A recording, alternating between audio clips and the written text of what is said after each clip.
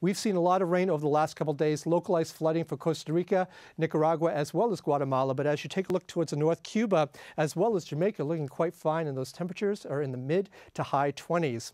We are going to be seeing a mix of weather across parts of Europe. Over here towards the west, the winds are going to be coming out of the southwest. The winds are going to be bringing those milder temperatures in. Take a look at those highs that we expect on Thursday. 14 degrees for London, 12 for Paris, and also down towards the Iberian Peninsula. Not looking too bad, but still extremely cold out towards the east. Qatar Airways, world's 5-star airline.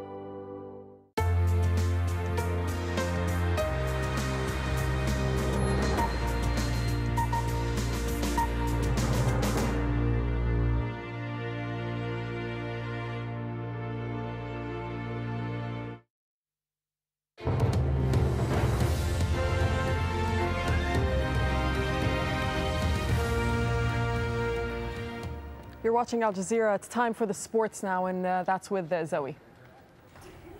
Thanks very much. Champions League holders Inter Milan have been beaten in the first round of their last 16 tie. They lost 1-0 at home to Bayern Munich. In a repeat of last year's final, this time Bayern have taken the honours, though they had to wait until the 90th minute. Mario Gomez with the goal that could prove crucial. Elsewhere, Marseille held Manchester United to a 0-0 draw in France, leaving United with a slight advantage in the return home leg.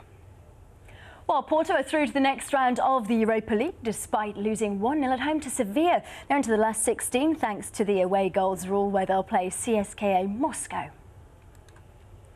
Liverpool, meanwhile, are unlikely to risk skipper Steven Gerrard for Thursday's home leg of their Europa League tie with Sparta Prague.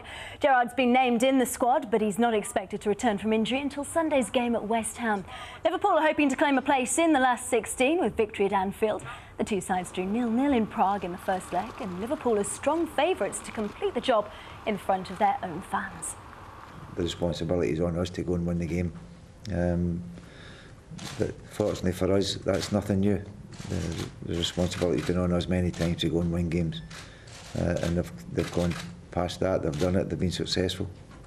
So we just need to carry that trend and that fashion on. Manchester City have confirmed that keeper Shay Given may be out for up to 3 months with a shoulder injury. Given is just one of several injuries, and manager Roberto Mancini faces a midfield headache as he prepares for their Europa League return leg against Greek side Aris Salonika. We have 3 midfielders. Gareth, Yaya and Patrick finish. We are finished our midfielder, and we should think that the game tomorrow will be very difficult, because 0-0 is a good result, but it's not the best result. For this, I think that we should pay attention. We need all players.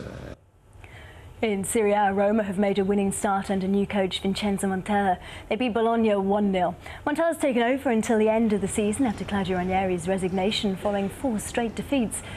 And it was Daniele De Rossi who gave him the perfect start, firing home just before the break to send Roma up to 6th in the league. Well, in the English Premier League, just the one match, Arsenal beat Stoke to close to within 1 point of leaders Manchester United, who do, though, have a game in hand. New Zealand's Prime Minister John Key says he still hopes that matches in this year's Rugby World Cup can be played in Christchurch. But local officials say it's too early to tell whether that will be possible after Tuesday's devastating earthquake.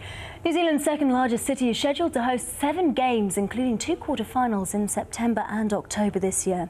But that's been thrown into doubt after the 6.3 magnitude quake killed at least 75 people. Look, if we could host the Rugby World Cup as we're intending to in Christchurch, I'd like to do that. It's some way into the future.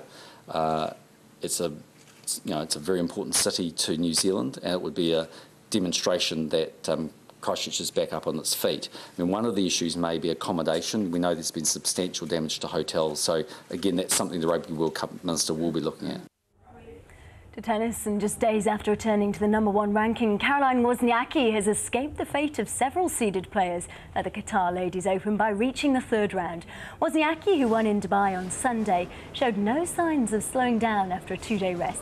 She gave 2006 champion Nadia Petrova a thorough workout, but came out on top, winning 6-3, 6-2 in a commanding display. No problems for fifth seed Jelena Jankovic. She raced through the first set of her last 16 tie with Sana Mutsia, taking it 6-love. And she carried on in the same vein in the second, winning that 6-1 for a straight sets win.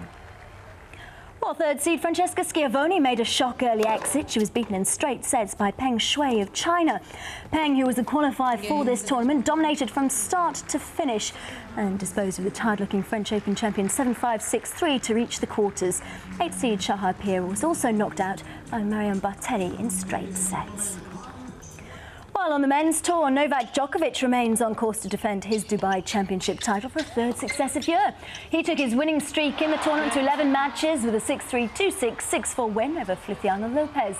He'll now play Florian Mayer in the last 8. And top seed Roger Federer coasted into the quarters with a 6-3, 6-4 victory over Spain's Marcel Granolli. Up next for Federer is Ukraine's Sergei Stakhovsky. Australian captain Ricky Ponting has been reprimanded by the International Cricket Council after he damaged a dressing room TV after his poor performance against Zimbabwe. While on the pitch, Pakistan have proved they could yet challenge Australia's grip on the World Cup. They beat Kenya in their opening Group A match by 205 runs. It's been a turbulent 4 years for Pakistan. After an embarrassing first-round exit in the last World Cup, there was much to prove. But a shaky start left them fearing another mauling by one of cricket's minnows. As first, Mohammad Hafiz, and then Ahmed Shahzad trudged back to the pavilion inside the first 7 overs. But Kenya's giant-killing hopes faded as Pakistan finally found top gear. Kamran Akmal and Yunus Khan swept Kenya's bowlers aside, their 98-run stand salvaging Pakistan's pride. Misbah-ul-Haq added fresh impetus, his half-century making a memorable World Cup debut. And Umar Akmal joined in the party, commanding control with his potent power play as Pakistan cruised to a massive 317 for 7. For Kenya, skittled for 69 in their opening match, it was a mountain to climb. Despite a competent start, Kenya's composure began to crumble. Run-outs and mishaps in the middle, a sign of the collapse to come. Flummoxed by the flair and form of Shahid Afridi, Kenya were left in a spin. The Pakistan captain's 5 for 16 sparked a spectacular meltdown as Kenya fell a massive 205 runs short. So with Afridi on fire and Pakistan finding form, they could yet prove to be real World Cup challengers. Well, despite his 5-star performance, Captain Shahid Afridi knows Pakistan still have their work cut out. Yeah, definitely, and inshallah we know how important the next game is, and I think Sri Lanka is the best team, especially in their own conditions, and I think the way we played this game, so definitely we'll go with the same strength, and we try to deliver as best as we can. Now, South Africa are probably the best team never to have won the World Cup, although England may just disagree.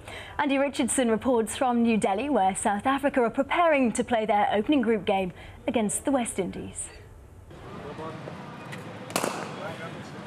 There's no question that South Africa are a team full of world-class players. Hashim Amla, for example,